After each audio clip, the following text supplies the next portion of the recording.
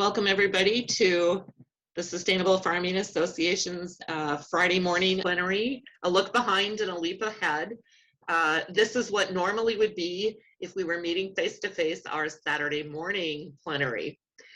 Today we will spend an hour looking at what we've done over the past year, including pivots related to the COVID-19 pandemic, and we'll also feature a number of new programs, some of which grew out of that. Sorry, there we go. I just wanted to, before going further, note that converting our annual conference to a virtual event that has been going on since Monday really took incredible skill and patience and a lot of attention to detail. So who made that possible? Well, of course, Jerry Ford, our network coordinator, Katie Federal, our communications director, Jason Walker, and our deputy communication director, and Jared Lumen, our soil health lead. I really appreciate their efforts. Of course, there are many panelists and many staff and consultants who really contributed a lot to this event and will continue to through tomorrow. But I wanted to really call out and thank Jerry and Katie and Jason and Jared. A year ago, we were having our board meeting before our 30th anniversary annual conference at St. Ben's. And if you'll note, I happened to pick a slide where we were eating, courtesy of Lake Winds Food Cooperative, one of our stalwart sponsors, our platinum sponsor this year, in fact. And that conference was highlighted by three things that come to my mind.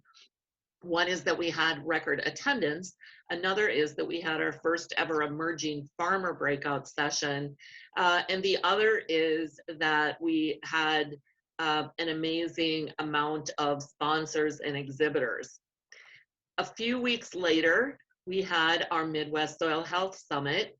That also was marked by record attendance. It was our first locally sourced meal for a large event such as the Soil Health Summit.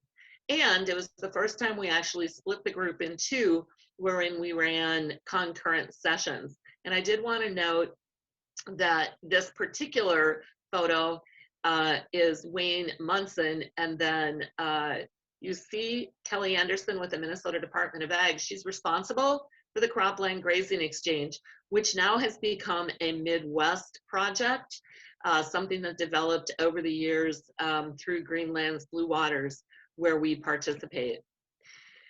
Shortly after our March 5th Soil Health Summit, we were given orders, basically stay-at-home orders from the governor, and we had to do a COVID-19 pandemic pivot. And I'm really pleased to say that my colleagues and I came together and basically retooled the programming that we had planned, and also invented and created some programming that we really didn't anticipate. Noteworthy is we now have a Dirt Rich podcast, and you see where you can access that. That has featured close to, I think, 35 different episodes, and they're really fun to listen to and feature a variety of regenerative agriculture, grazing, local foods programs. Please check out the podcast. We made an investment in recording equipment. We continued to do on-farm consultations, and by my calculations, we did 72. We served 72 farms on farm, and that's probably an undercount. And then we did manage to engage 400 farmers and ag professionals at various events and online offerings for the rest of the year. The other thing that happened is we generated a lot more publications and learning projects than we normally would, because we had the opportunity, given that we were not basically traveling or doing cafe chats. And this blinding screen here is an example of some of the publications that have been generated. This one for our silvopasture project. You'll see a number of fact sheets as well as a silvopasture resource manual. These were put together by our silvopasture team, And we have used those at the field days that we did manage to have later in the year on silvopasture. And you see the link at the top. Well, it's not a link, actually, it's not live, but you can find these on our website on the silvopasture page. We retooled our field days, our pasture walks, and our fencing workshops and learned, we probably already knew that less is more. We limited attendance to field days and pasture walks. If we required pre-registration as well as an indication if people were well, and we actually had reserve lists that we were able to dip into because there were a couple of instances where people had to cancel due to COVID. So we were able to do 4 fencing workshops around the state. We did 3 silvopasture field days, 3 pasture walks. And here you see Kent Solberg, our senior technical advisor, demonstrating at a field day. Another outgrowth and change, probably one of the bigger changes as a result of COVID, is the formation of the Local Producer Resiliency Working Group. That was basically pulled together in April as some of us saw that local producers were losing contracts with educational institutions, and as major plants, meat processing plants were closed, local farmers were losing their opportunity to get their meat slaughtered, or having to stand in line much more because the larger livestock producers had to have a place to slaughter. So there was pressure on the smaller local producer. So we formed this working group. I convene it once a month, and the working group brings together close to 60 now farmers, food advocates, allied groups, funders, and out of it came a webinar series, and actually we have one coming up on COVID-19 relief programs. We were able to get the Department of Agriculture, which is a participant, to do mini grants for PPE, protective equipment. And we launched a meat processing working group to expand educational opportunities. And there'll be a lot more on this tomorrow morning at the plenary. That working group is now running a full campaign to try to both expand meat processing opportunities as well as look at a slaughter facility and a mobile slaughter facility. That one's led by Stu Laurie with Farmers Union. And a local fund was established through the Good Acre. We were really ancillary to it, but it provided support to farmers who lost markets so that their food was being purchased at fair market value and then sold and redistributed to those in need. Sorry, I have a frog in my throat. Another outcome of the local producer resiliency work group is a new campaign in southern Minnesota. It's spearheaded or housed, if you will, by Southern Minnesota Initiative Foundation. It involves RTC and the Farmers Market Association and SFA. It's a 3-year project. We have 2 vistas who are working with the community in southern Minnesota to strengthen the local food economy as well as build stronger, more sustainable farmers markets. If you are in the Smith, if you're in the counties served by the Smith region, and pretty much think of the southeastern corner of the state as and South Central, and are interested in serving on the advisory committees, I'll put my name in the chat box before the morning session, before this session is over, and you can contact me. So those were adaptations to COVID.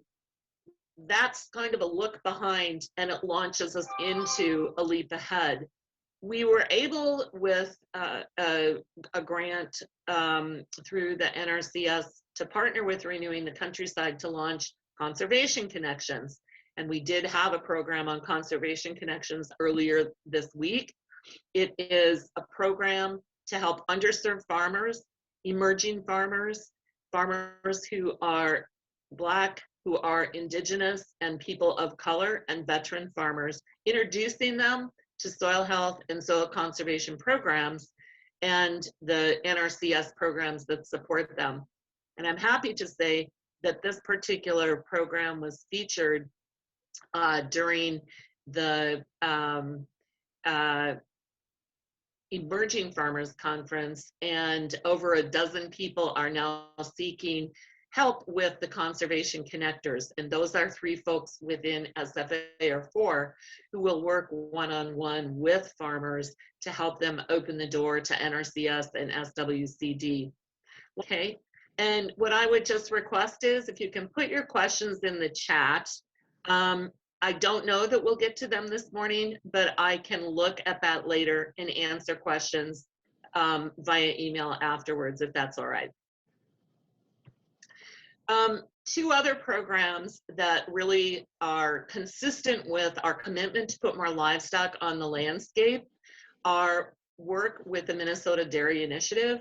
Doug Voss consults with farmers who are dairying around the state, who are either converting from conventional to organic, who are starting out wanting to be grazing dairies, or who want to diversify their operations. And then Angie Walters, Doug is from Painesville, Angie is from Villard. Angie is our education coordinator in partnership with Dairy Grazing Apprenticeship. That program matches beginning apprentice farmers who go through an on-farm training for 2 years with experienced grazers who are called master grazers, who also go through an educational program. And if you read our Connect, which is our bi-weekly e-newsletter, you may have caught the story about the farm family that now has a new apprentice who graduated as a journey person, who is taking over management and ownership of the dairy farm on which he was an apprentice. So it really does, it is a tool to bring the next generation on the land. Another program that we have launched that again builds out the strategic plan goal of getting more livestock on the landscape and promoting soil health through regenerative agriculture is a program called Technical Assistance for Grazing, and it is funded by the National Fish and Wildlife Foundation. We target 20 farmers in counties that have prairie potholes and are of priority to the Fish and Wildlife Foundation. And we are seeking more farmers. Actually, we have only had, I think, about a half a dozen farmers apply who wish to expand or improve their grazing operation or add livestock. And you can contact Jared for information, but that's a very exciting program because it gives us a hands-on opportunity to work with a specific cadre of farmers to improve their grazing operation. We also continue our specialty crop block grant program, the Minnesota Premium Garlic Project. This slide really doesn't do justice to all of the things the Garlic Project has done, but most recently, there's new information on the webpage on marketing, and a series of workshops and webinars have been held on marketing. We just received an extension, or are receiving an extension to the Garlic Project grant that will allow us to work yet another season through fall of 2022. It also allows us to complete or continue research, so we will have, I think, 4 years, 4 growing seasons of garlic research that will end up being mentioned or reflected in a new publication that'll be coming out, or an updated publication with the University of Minnesota Extension. And you see the link there to our garlic page. I think folks are aware that we have multiple partnerships. This one is going back to silvopasture. We work in partnership with University of Minnesota Extension and Great River Greening and CINRAM, which is the Center for Integrated Natural Resource Management, to foster education on silvopasture and how to restore oak savanna. There are 660,000 some acres of woodland in Minnesota that are being currently grazed but do not use managed grazing or other silvopasture practices, and this project attempts to give both farmers and ag professionals and foresters more tools to utilize silvopasture and to assess from the get-go whether silvopasture is appropriate for the particular operation.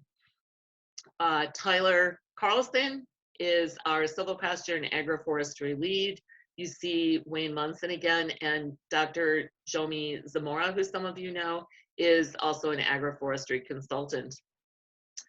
I wanted to pivot to this year's Soil Health Conference. While not in person, it promises to be a really great event.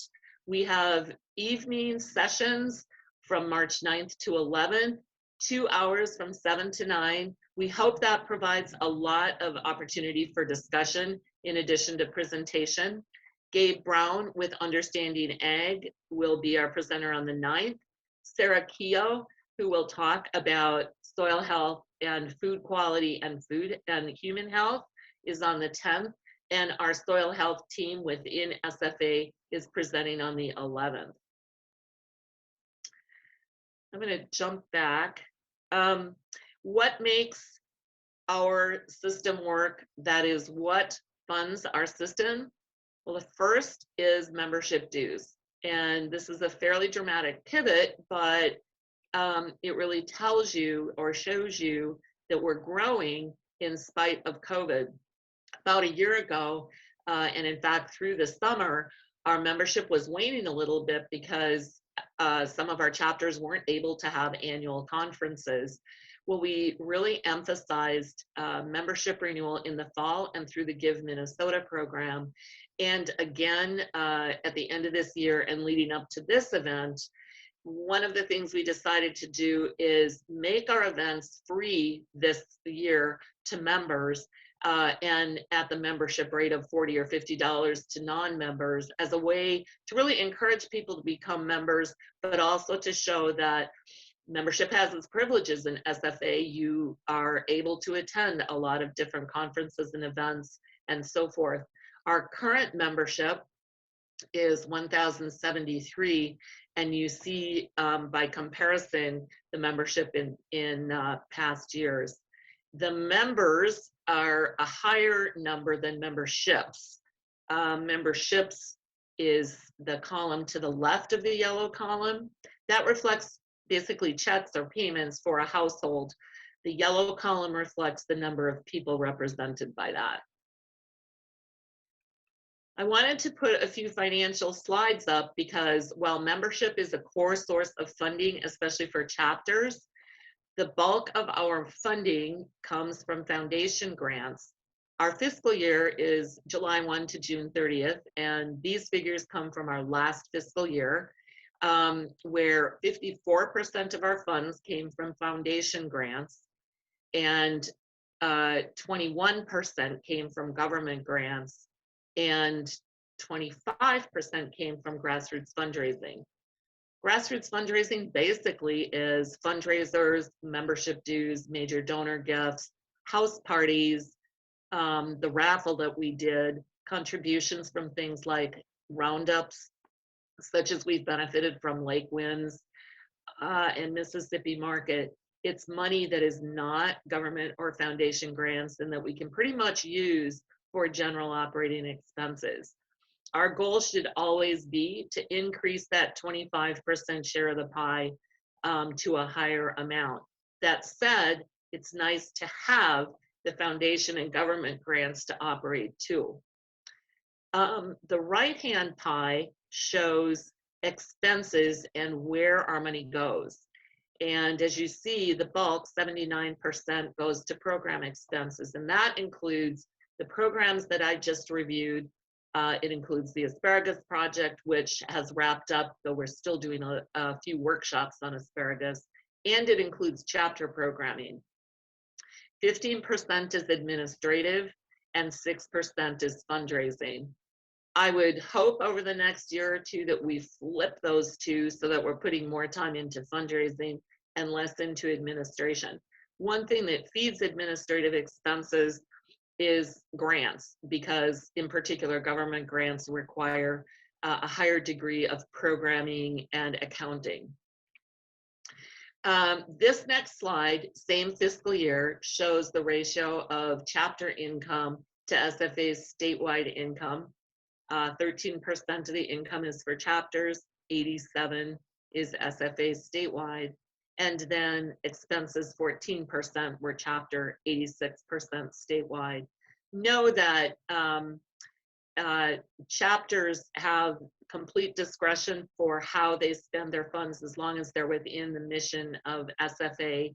And a number of chapters, in addition to using membership dues, also do fundraisers ranging from the Salsa Fest to the Garlic Fest to Farm to Families and so forth. I wanted to share our current grant sources. This includes grants from the past as well as grants for this next fiscal year, and a couple of them go into the following fiscal year. On the left-hand side, you see the government grants that we receive, and on the right-hand side, you see the foundation grants. In particular, the McKnight Foundation's been generous. We received two $75,000 grants last year as they wrapped up the Mississippi River project as their transition funding for us. So that's one reason why our income looks so high. We didn't spend those monies because those grants actually for this fiscal year and next. Our challenge now will be to build our programming such that we can receive future McKnight Foundation monies. Otto Bremer Trust has been generous and consistent over the years with general support. And then the Catholic Campaign for Human Development funds the organizing work in Southwest Minnesota and has been very supportive of the work on our local foods and COVID response. I wanted to just make an announcement of a couple of upcoming workshops. These also illustrate how we benefit in SFA and in Minnesota in general from some amazing educational and training resources. Blazing Trails is a collaboration of Minnesota Institute of Sustainable Agriculture, Renewing the Countryside, and Minnesota Farmers Market. And I've been to two of these workshops. They have trained me and provided me a lot of information on things as basic as how to do a potluck and comply with the law, to how to raise livestock and how to properly process and market it legally as a direct seller. So I really encourage chapter members and others to go to these upcoming workshops and thank the chapters that are co-sponsoring them as a way to really promote more participation. And I mentioned earlier an upcoming webinar on the payroll protection program. Having just actually gone through the application process for SFA, I can tell you that there are quirks and changes to the payroll protection program, which of course applies to farmers as well as small business people. So if you are interested, or even if you are wondering whether you should apply, it is well worth the time to go to this webinar. I should note that these webinars that we've been having over the last 6 months or more, I guess maybe more like 8 or 9 months, have been a team effort and very much used as a way to reach out to emerging farmers and people who do not have English as their primary language. Most of these workshops are translated into Spanish and Hmong, and we've paid for translation for Somali as well. And we have provided kind of hands-on assistance to folks to apply. I guess my time is wrapped up. I felt like that went very quickly. I don't know what time it is, so yep, I do have to pass it on to Dan. I really thank everybody for your attention. Next up is Dan Zimmerly, and Dan is my colleague, and he will talk to you about the ROLD program. Dan is there. You've got it. Okay. Yeah, I think everyone should be able to see my screen now.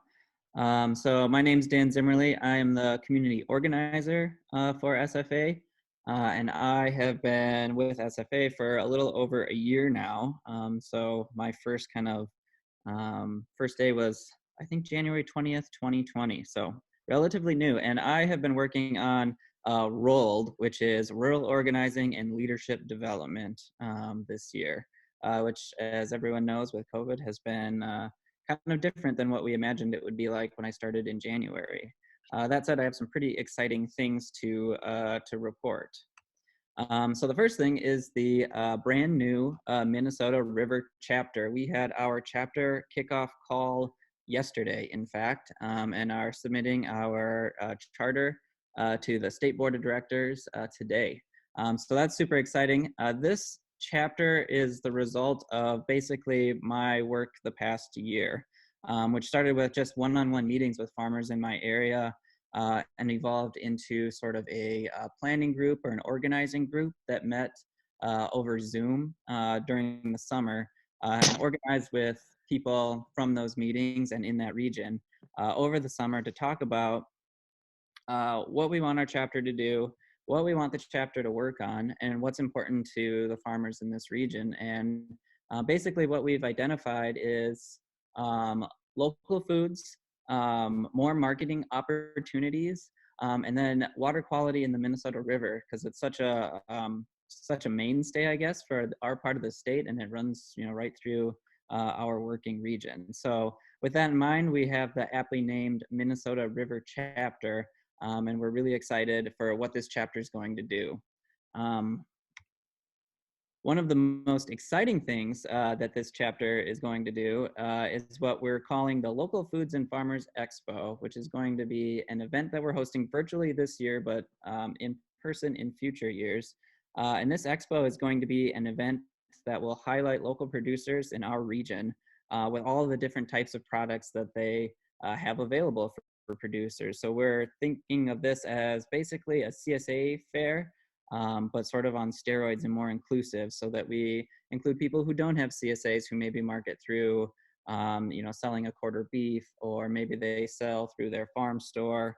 Maybe they only have wholesale accounts. And we're also really hoping to attract wholesale produce buyers from grocery stores, food co-ops, restaurants, institutions such as hospitals, daycare settings, schools, and others. And this expo will be held this March 27th from noon to 4 p.m. And we're very excited for this work. So we're compiling a list of vendors. I think we already have around a dozen farmer vendors planning to attend. And we're also gathering what we're calling endorsers, which are essentially sponsors, but without any financial sticker attached to it. This event is pretty cheap to run because we're running it virtually. We don't have to rent space or anything like that. So really what we want is just businesses sort of endorsement that they support what we're doing with this expo. So stay tuned to that. We have a website that's on the, it is live, but there isn't a link to it on the website, the SFA main website yet. But that will be going up soon. So stay tuned for more information about the Local Foods and Farmers Expo. Again, that's looking to highlight producers in our Minnesota River chapter region, and hoping to connect consumers to more farmers to expand market access for farmers in the region, and also to bring more awareness to local foods producers in our region. So the bulk of my work has been dealing with the chapter and the Local Foods Expo, but we've also been busy working on farm finance education. This is something that CCHD, the Catholic Campaign for Human Development, highlighted as being very important, and I couldn't agree more. It's one of the most important foundational skills to running a successful farm business, and even more so in a COVID world, where sort of the planning and finance management is so important for being successful.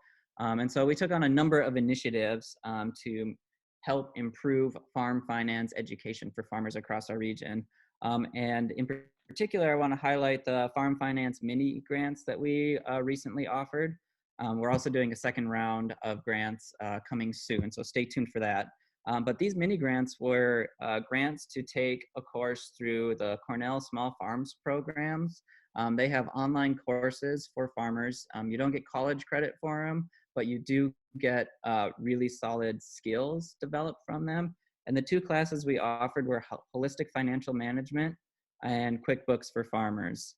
We had 10 applicants, and we gave out 8 grants for students to attend these courses to improve their farm finance skills for their farm. So we're excited about this program. We think we have a great start, and we are looking to do a second round of grants soon. We should have a second round of grants this spring. I should say early spring, before farmers get busy in their fields again. The next thing is the PPP program training.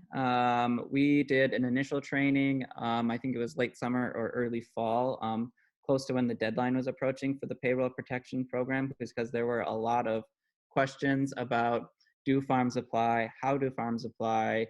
What are the benefits? How do you actually apply? How do you deal with your bank or credit union in this program? And so I presented at these trainings as a base of experience as a farmer. Our farm, Cedar Crate Farm, was able to get a PPP loan through our bank. And so I talked about my experience filling out the application, receiving the funding. And I'm excited to announce that too, that our grant was also forgiven. So that whole process, we shared that. The other thing that our farm participated in, that I presented in as a sort of farmer presenter, was the CFAP 2, so Coronavirus Food Assistant Program 2. The 2 is sort of for the revision that they made so that it would include local foods producers and specialty crops producers. And so that training, again, I went through my experience working with my local FSA office, who actually reached out to me and encouraged me to apply for the funding. And just gave my perspective on that.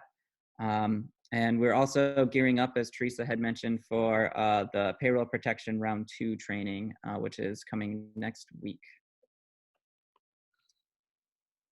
Other work that I've done this year in the sort of area of leadership development is our chapter trainings, and these were held all the way back in June, and Jerry held these. I talked already about our finance trainings, but those were sort of under the umbrella of leadership development. And then the final thing was a grant writing webinar that we did in the fall for the value added grants that the Minnesota Department of Agriculture has. Again, our farm was a successful applicant and recipient of a value added grant.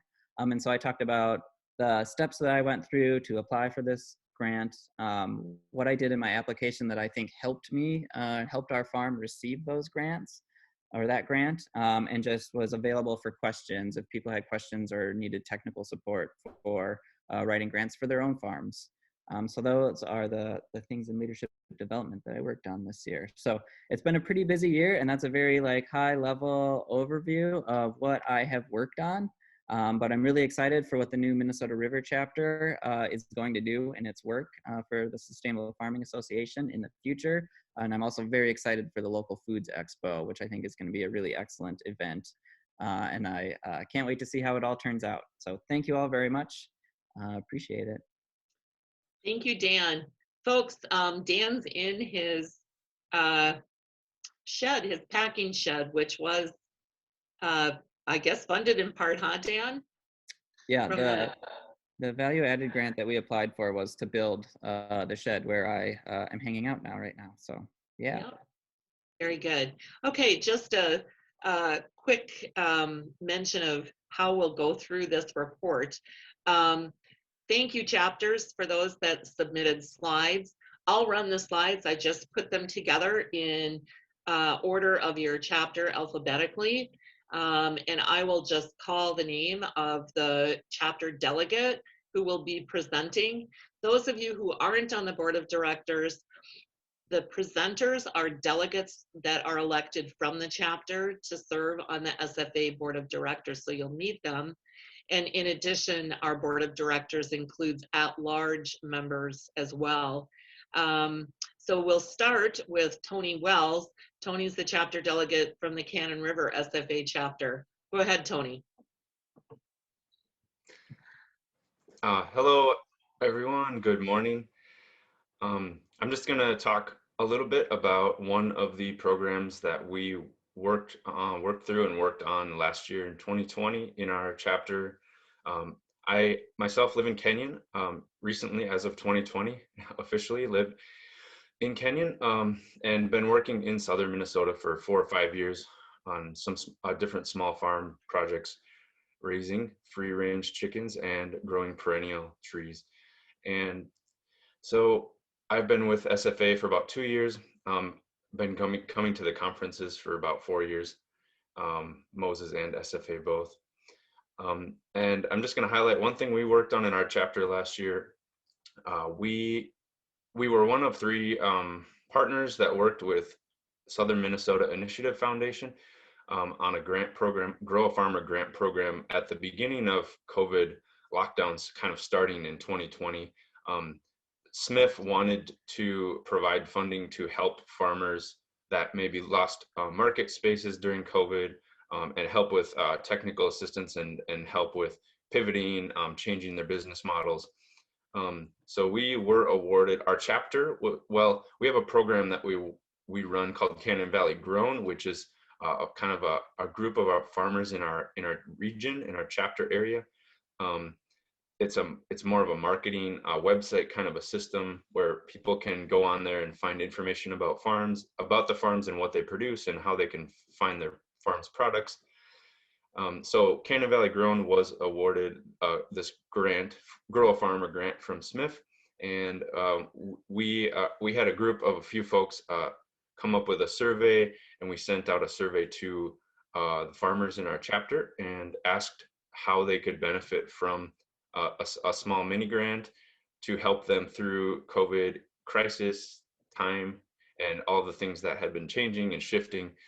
And some of the top bits of feedback we got were help with social media presence, help developing and improving websites, and helping to learn how to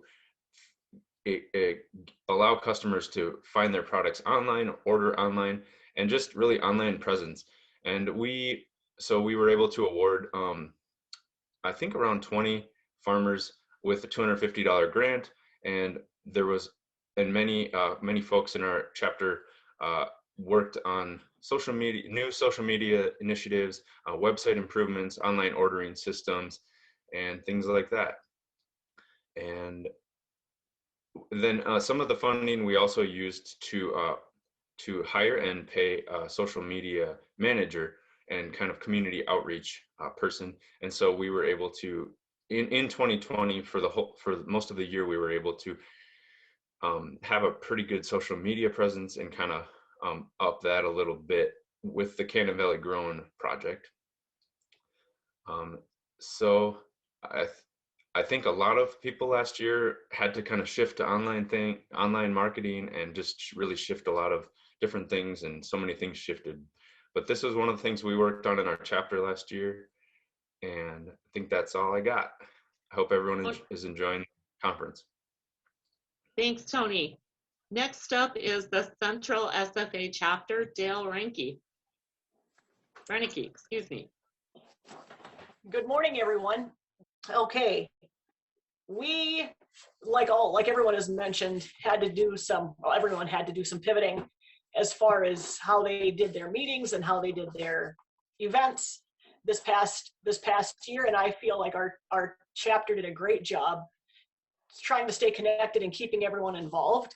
We had several educational events this year, and I have to say that between Fallon and Tyler, between our members, it was really, really neat. My technology availability in where I live is not great, and I've been having some technical issues, so I really appreciate those that can keep everything running up and well and going well. But some of the events that we had this past year, we did an event at Central Lakes College called Fruitful Labor and Orchard Field, where Thaddeus McCammon did the tour, and everybody thoroughly enjoyed the knowledge and information they got from that. That was for growers, and just getting different tips and just seeing how CLC has run their program. He is the specialty crops management instructor there at CLC, and he's just a wealth of information. Another event that we had that's not on our slide was we had Kurt Pate from Montana come to the Sunup Ranch. Vicki Kettlewell hosted that event, and that was on with cattle handling, and that was a phenomenal event. There was a great turnout, and I think everyone walked away from that day feeling just encouraged and knowing better how to effectively handle cattle. That was a tremendous event, and it was fun to see people in person. That was an outdoor event, and it was just a really great event. Another one event we had later this fall was the hedging workshop at Island Lake Farm with Jim and Audra Chamberlain hosted that, and that was also a terrific event. They showed what they've done with their hedging at their farm, and everyone came away just fascinated with more knowledge and more techniques to create kind of living fences is really a part of what that was about. In addition, we've had Tyler Carlson, who is our chapter president, who is also very involved with the silvopasture events, and Teresa mentioned silvopasture, and we've had a lot of events with that around the state this year, and they have also been quite well attended from what I have understood.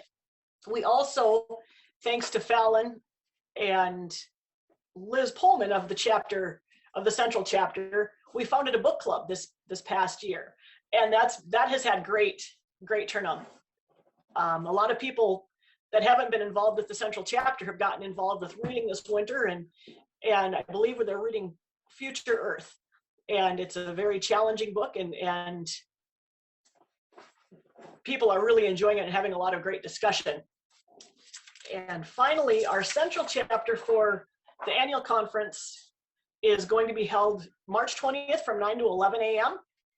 And we'll have speakers on soil health and policy initiatives that benefit farmers. And then we'll also talk about educational events that are in the works.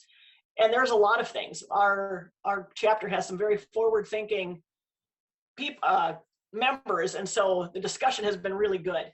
We also are planning to do our annual, can I say that, Salsa Fest, and we've got the date set for September 18th of 2021. So provided we're allowed to do that, we're going to proceed right now as though that's going to happen. Thank you, and have a great day. Thank you, Dale. And I'm going to hope for the best with Salsa Fest. It's always fun. Our Crow River chapter will be, the developments are shared by Connie Carlson, who's their chapter delegate and SFA's president. Okay, thank you, Teresa. Welcome everyone to the event this morning. Really excited to see all the names and people attending and listening in today. So I get the pleasure of presenting 2 slides that Sarah Lindblom, our president, put together. So thank you, Sarah, for doing this hard work and giving me the easy part of talking about it. And speaking of Sarah, she, in this last year, did quite a bit of work around caterpillar tunnel development on her farm. She got a grant from the Mill City Farmers Market. And, you know, the original intent was to have on-farm presentations and take people through the tunnels and do what we normally do for field days. But of course, the same story here is that we had to pivot. And, you know, I think one of the things we're learning from this pivot is that we can also develop great materials to continue to share the information that we work on. So that's exactly what Sarah did. She put together some reports. She put together soil health test kits. There's videos that she did in combination with the Wright County Extension and did some webinars. So many of these materials you can find on our chapter website for yourself to explore. And I'd also encourage you to reach out to Sarah today if you're interested in learning more. She's on, I think she just commented in the chat. And connect with her and learn from her about what she experienced. Then moving on with the Garlic Fest. Oops, sorry, Teresa, if you want to flip back, I still got a couple notes on that. Thank you. So, of course, we had to shift our beloved Garlic Fest to an online event this year. We went back and forth and had to, you know, really think these things through because it's quite an investment to go all the way through on a festival. And what we ended up doing with, of course, Jerry at the helm, as he always does, was host a series of cooking demonstrations. So you see Chef Jessica here. She partnered with Thousand Hills and some other people to host some cooking demos. And we think they went great. And of course, we learned a lot from it. But we also put together a directory of our vendors and garlic producers who've been part of this work for many, many years. And you can find that directory again on our website. And I encourage you to explore it and see who we work with and make connections there too. So going forward, Teresa, if you want to flip, thank you. Here's where we're going. We have our annual meeting scheduled for the 13th of March next month. And we're planning on going virtual. Last year, we had it scheduled for the same time, but I think that was the exact same weekend where everything went in lockdown. So we really haven't met over the last year as a chapter. And so we're excited to have this opportunity to come together, so to speak, virtually. And again, we're going to bring Chef Jessica and to do some demos, and she's going to be partnered with TC Farm, True Cost Farm, Jack McCann, and Sarah, again, our president, will be sharing information on her Conservation Connections work. So we're really looking forward to this programming. And you know, we talk a lot about going virtual in our work, but our chapter went a little old-fashioned in the last month or two. Sarah put forward this idea of putting together a quarterly, actual paper that we will send to our members to share what we're doing. So we're testing out this Eat Crow quarterly that's going to hit mailboxes of about 200 of our members in the next month. To share in the old-fashioned way the work we're doing. And we'll let you know how that goes. And optimistically, we are looking forward to hosting that Garlic Festival again on August 14th. We're crossing our fingers. We keep watching what's going on and making some plans. We have some ideas for Plan B if we can't go ahead, but hopefully we can all be there together, and I hope to see many of you there. And with that, I will pass it on to the next chapter. Thank you, Connie. Yep. Just briefly, our Driftless chapter is in the southeastern part of the state, and currently they're looking for new board members. It is a chapter in transition, and I am hoping that in the weeks and months ahead, we are able to build a new leadership team. So they don't have a report, but I will say that there were 2 events in that area, both a fencing workshop and a silvopasture workshop that the Driftless chapter co-sponsored. And they also did a presentation on Driftless Grown, which is a local foods marketing and promotion effort. The East Central SFA chapter is going to be represented here by Yvonne Baylor, who's the delegate and also SFA's treasurer. Yvonne. Good morning. Welcome, everyone. So our chapter had to pivot a little bit this year as well with the same as everyone else. We started out the year, as you'll see on our list of our year in review here, our list of events in January, February, and March. We were pretty active. We had, chapter meetings. We did host the Blazing Trails Through the Jungle of Food Regulations workshop, as well as worked with Farm Commons on a grant to create the Cultivating Your Legally Resilient Farm workshop, where 3 of our chapter farmers were farmer presenters as part of that. It was pretty exciting to be able to do those events. We were able to have a chapter meeting March 2nd, 7th, and then after that, everything shut down. For those of you who are familiar with our chapter, historically, we would have 1 a month networking events throughout the summer months when the farmers are most busy. Of course, we weren't able to do that this year. We did attempt to do some Zoom meetings. However, online participation has been a challenge for our group. We also have been benefiting from City Center Market's willingness to allow us to be part of their Roundup program. So this is the second year that we have been selected to do that. And we were happy to get just over $1,100 out of that Roundup to help fund our chapter. As we are monitoring, what's going on with the pandemic and what our options are, we are preparing to have an in-person spring meeting at one of our member farms. And we will be working on putting together all the things that we need to keep in mind as we do that. So that development will be happening, I think, over the next month or two. But this spring, we want to have an in-person meeting and get our group back together. You can go to the next slide. One of the things that we presented to our chapter at our annual meeting this year is that we are developing a scholarship program for our chapter. We are in the process of getting the details of this posted on our East Central website, where there will be the rules for the scholarship program, the form to fill out, hopefully electronically, requesting consideration for a scholarship, and then a follow-up form after our member attends to kind of tell us about the training and what they got out of it, and then evolving that into hopefully information sharing at our chapter gatherings.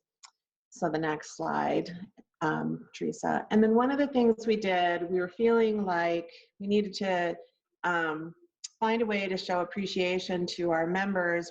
Typically we have a annual dinner where we supply the dinner to them, where people don't have to bake or cook and bring potluck.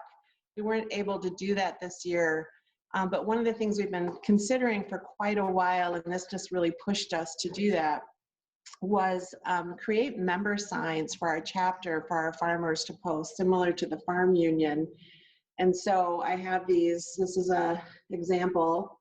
It's a metal sign. So we are in the process of distributing these out to our chapter members, where we'll be dropping them off at their locations and have them posted. And we're hoping that this will also engage others in asking questions about SFA and really kind of getting us out there and more visible.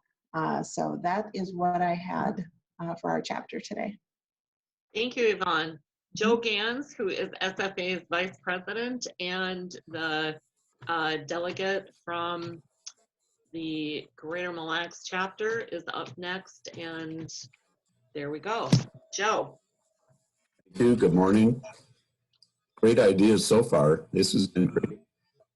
I heard Connie say old-fashioned. Our chapter is way old-fashioned in that it's mainly about farmer-to-farmer networking.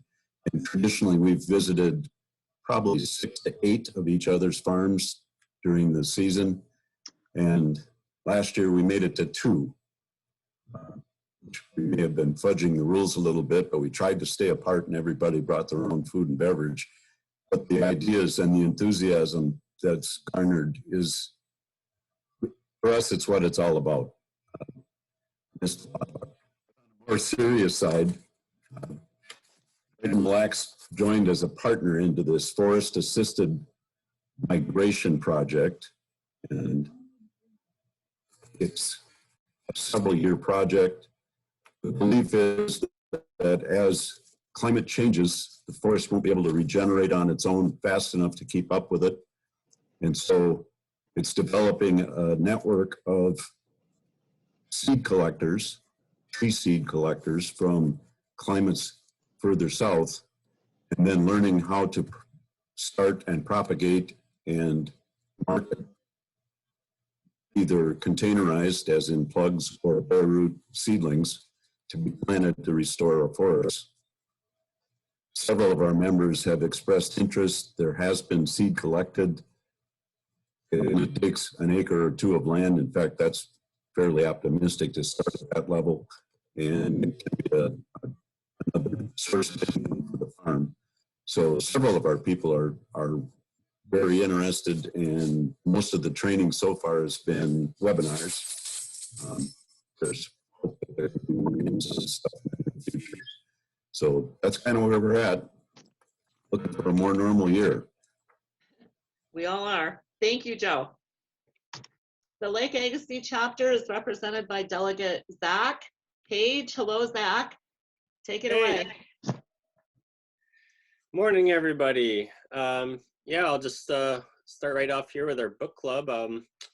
We decided to have a weekly book club. We chose collectively Restoration Agriculture. It's going great. Our meeting on Thursday at night. We look to make this an annual winter event, regardless of COVID. But it's been a great way to go over Zoom and talk about the book and connect. And our meetings are going well. We had our annual meeting. Oh, well, I'll go with this Facebook Live, sorry. Yeah, Facebook Live last summer. That went really well. We had, I don't have the numbers with me, but we had at least a few hundred people interacting with the videos, asking questions. I got a bunch of questions on the garlic scape, so I'm sure everybody got questions after, and really good interaction with people watching live, but then people also interacted later after they watched the video. Yeah, we had Ryan talking about his produce, and Kelsey with their livestock, and mobile butchering chickens, or pasturing chickens, and yeah, and Amy there, so the greenhouse maintenance. So we had a good attendance. Yeah, obviously in the thousands. So and we have our Blazing Trails initiative here. Noel brought this to our attention. Blazing Trails, if you don't know, it's a project to bring half-day training workshops about local food regulations to every part of Minnesota. So we're going out there and connecting with extension officers and listing the event on SFA page, Facebook, making a Facebook event, emailing to all members. And yeah, so this last year we had a socially distanced pizza party at Ryan Pesch's, kind of just get together. That went really well. We had local ingredients. I brought some the Mexican white corn. We had good street corn there with the mayo and the spices, and that was great. And we just had our annual meeting February 2nd, just a few weeks ago, and we got a new member, Ron Roller, which is great to have him back. And we have a lot of exciting ideas coming down the pike for next year, and we're really excited to have a in-person event, and we're already kind of planning for it. So hopefully it happens, but we're kind of saying that Deep Roots is most likely going to happen at the end of September. So we're really excited about that. That'll be at a big barn, and we'll have music and a lot of educational events.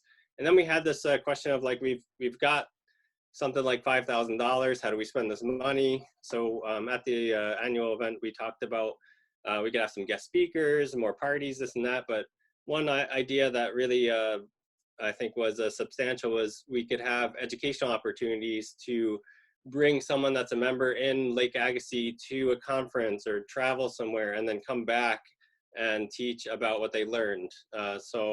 And then have a scholarship kind of fund set up for that. So we're working on that right now. We're really excited about that. And yeah, we're just really excited for things to get back to normal like everybody else. And yeah, maybe the one last thing we talked about is maybe bringing a wild food summit back that we were all excited about. Andy and Jen and I took part of in White Earth, and down the line, maybe having some kind of wild food event up here too. But thanks everyone, and great to see everybody here. Thank you, Zach. Next up, Lake Superior. John Beaton. Hi, everyone. Thanks, Teresa. Yes, my name is John Beaton, and I am a farmer near Duluth and also the president of the Lake Superior chapter. Yeah, just like what everyone has said, 2020 was a very difficult year for us as well. Primarily, it disrupted our annual scheduled events. And the most difficult one to swallow was canceling our Harvest Fest.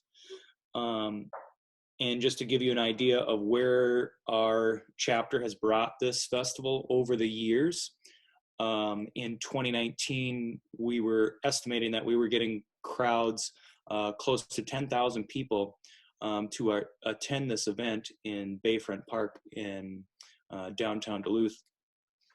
And you know, a lot of that success that we've seen in the most recent years is due in part to our wonderful coordinator Julie Allen and a really great Harvest Fest committee. And so having to cancel that was really difficult. It was during a time in 2019 where we were planning to expand and make it better in 2020. And so that was difficult to do that and to cancel a couple of our very popular fundraising events. But, you know, now looking back and reflecting on that year, I'm in a way thankful for that challenge because it forced us as a board to come together. It forced us to review our mission statement and forced us to kind of think about how do we stay in our members' lives? How do we stay relevant in our members' lives? And so one of the ways that we pivoted was we put a lot of effort into creating a new website. And I'm going to provide a link to that in the chat there. And on this website, Roots and Recipes, we have included recipes from our farmer members. And our goal with this website is to help connect consumers and folks visiting this website to our local farmer members in an effort to kind of keep connecting folks to farmers as everyone turns to local food during this pandemic time. So we're really proud of that. And also in 2021, now we have a renewed focus on our field days. We already have several planned and more in the works. We want to be able to safely host field days for folks. And we plan to, in fact, host Harvest Fest in some way, shape, or form. It might take a different shape than it has in the past. However, we're committed to making sure that this event continues to get held and provide a market for our farmers who participate in the farmers market component of that. So yeah, it has been a challenge, but we are ready to meet it, and we're ready for a new year. We're ready for a good 2021. So thank you, everyone. Thanks, John. And I don't believe the Western chapter delegate, Josh, is on the call. Josh, if I've missed you, go ahead and speak up. I didn't see you on the attendee list. Okay, I think that wraps it up. Thank you so much, chapter delegates and the others in your chapter who helped put this together. I really appreciate those who attended. We didn't know what kind of response we would get by doing a plenary at 9:30 on Friday morning. So we're really grateful. Those who are members of the board of directors, please jump off and go into the next link for the board meeting. Have a good day. Hope to see you this evening at our social.